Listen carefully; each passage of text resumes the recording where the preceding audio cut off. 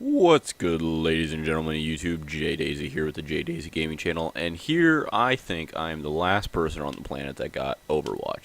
I have been putting off getting this game just because I'm not a big first-person shooter fan. I've watched many people play it, so I knew it looked fun, but I've just been personally putting it off just because I'm not a big FPS person. And it was on sale, I think it was like its year sale or something, way back in, December when I bought a whole bunch of games. Anywho, I got it, and I am loving it. So I figured, in keeping with the theme of the channel, we might as well review it, even though everyone else has probably had a review. And we actually have notes today. Look at me, I'm improving at this. So Overwatch, made by Blizzard. This is the first ever Blizzard game I've ever played, as a side note. And as I said, it's a first-person shooter, mainly multiplayer. I don't think there's really any single player on it, but and it's really kind of a different first-person shooter where you're very artsy, very bright, very colored. Everything's very kind of fast and quick and going. I've played probably about 3 or 4 hours, so I played most of the game types. And the art style I really love. It's very bright, it's very poppy. The gunplay is just, phenomenal. Every gun just feels good. I haven't really had anything where I would say that it felt wrong, like the gun felt overpowered, because all the characters are fairly balanced in my opinion. There's not really any one that I would say is doesn't have their cons. If you're Bastion and you set up in a particular spot, yeah, you're overpowered if you're coming down that way. But they did a really good job at making heroes that can get up and around you, and to where you can't hit. So now you're SOL. So even for me, that was a complete novice going into this, I didn't feel like I was thrown out of the learning curve. Like if it was Battlefield, there's a very steep learning curve with Battlefield. If you're not there when day one hits, people get so good at it that it really becomes irrelevant for you to be playing because you're just gonna get killed constantly. Well, with this, I never really felt like I was put at too big of a disadvantage. Yeah, I'm playing with people that are probably way better than me, but I always felt like I was contributing to the team, even if it wasn't the most successful. So it's really fast paced, and I kind of like that because I don't really play FPSs to play them for extended period of times.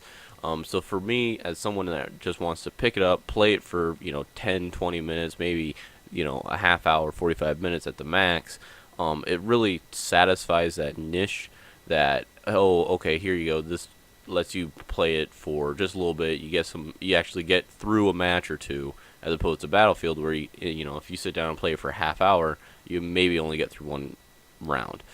This you can probably get through 2 rounds because they're fairly quick, they're very fast. All the heroes feel really nice, they all feel well rounded. Not one was just like thrown out.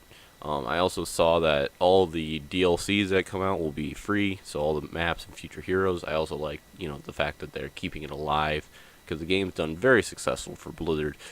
If you didn't know, they have made oodles and oodles and oodles of money on it, but coming from Blizzard, I really didn't expect a great first-person shooter, but I don't think really anyone did, and this just came out of the woodworks and did great. But like I said, the game's probably over a year old, if not a year and a half.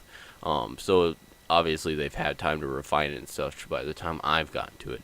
I apologize for not getting to it earlier. Like I said, I'm not a big first-person shooter fan, but I will say I'm a big Overwatch fan. If you watched the 50 games video, this was one of the games that made it, just because at the time I was playing it, and I still, pick it up every once in a while. I put a little money down and got the the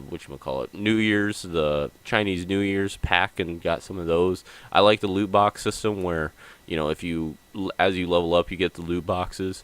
But if you want, you can buy them. But they're just cosmetic. Nothing about them changes your gameplay at all. So that is, if you're gonna do loot boxes, in my opinion, that's how you should do them. You shouldn't really like, oh, this gives you a better gun, and I don't know. Kind of one of the downfalls of the game is it really does kind of throw you in as a little bit of a tutorial, but it's nothing seriously big at all. It really is like, hey, this is how you move, this is how you shoot, good luck. The only caveat to that is they do show you can go to this arena area and practice all your heroes. So that is kind of nice that you can get a second and take a look at, okay, this is what that person does, this is what that person does. Um, I'm also, on a side note, really big fan of the community of this game. I've been watching like Overwatch art and stuff just come out, and the little videos they had come out when the games came out. And the comics they have come out I think every year or so they have the Christmas comic come out of all the different heroes, and how the community and Blizzard itself have kind of created their, since the game doesn't really do it, their own history and story for these characters, because there really wasn't one. There's not. That's kind of one of the downfalls I think of the game, is there's no uh, big. You don't really have too big of an attachment if you just play the game. Like, okay, if you play as Tracer, you don't know anything. Okay, she's fast, she can bounce around. But if you read the comics, you're like, oh, she's this and she's from this part of the time, and you really can get drawn into a particular character. Um, as you know, oh, I play Reaper. He has a really troubled past and stuff. I think that's really cool of the community, and it's kind of neat to be in that now instead of just looking at the outside. Granted, you're just basing it off a basic first-person shooter, and I don't mean that by any disrespect, but the game is a very basic first-person shooter. We have a slew of characters. Go here, take this point, don't take this point. Capture the flag, don't capture the flag.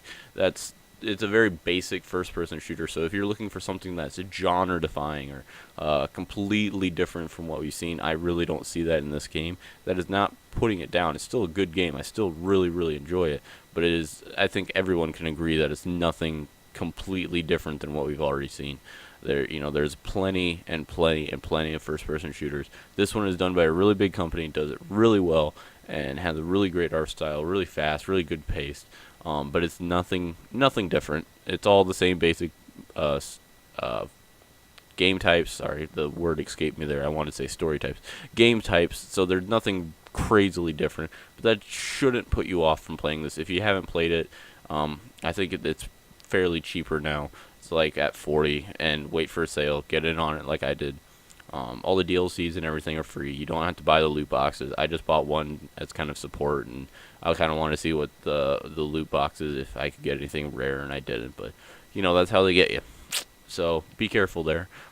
Yeah, sorry this video isn't all upbeat and good. It's just the fact that the channel is about reviewing as many video games as possible, and I hadn't reviewed this one, which is one of made the 50 list, so I might as well review it. And yeah, guys, if you have any questions, comments, or concerns, please leave them down in the comment box or hit me up on any of the social medias. As always, we're all in this together. I love you guys. See you soon.